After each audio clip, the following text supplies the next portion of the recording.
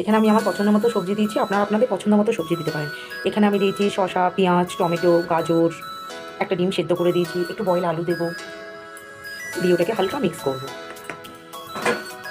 হালকা মিক্স করার পরে আমরা মেয়োনিজ দেবো, তো আপনারা আপনাদের পছন্দ মতো কোম্পানি চুজ করতে পারেন।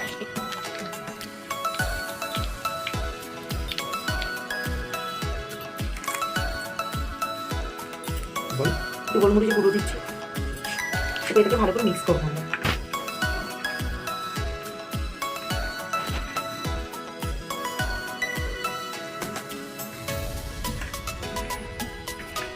এটা মাখা হয়ে গেছে, এবার এটা রেখে এটা আমরা পাউরুটির মধ্যে পুর দেবো। এইভাবে পাউরুটিটা নিয়ে এর মধ্যে আমরা পুরটা দেবো, মিডিয়াম দেবো, বেশি দেবো না যাতে ফেটে না যায়।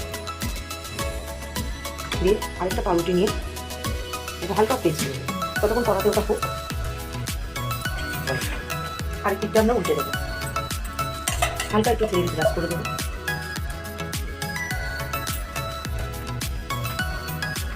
এটা এবার রেডি হয়ে গেল। এবার এটাকে আমরা এভাবে মাঝখান দিয়ে কেটে নেব।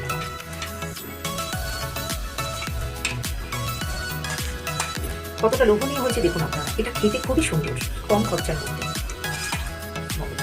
আপনারা বাড়িতে একবার বানিয়ে টেস্ট করতে পারেন।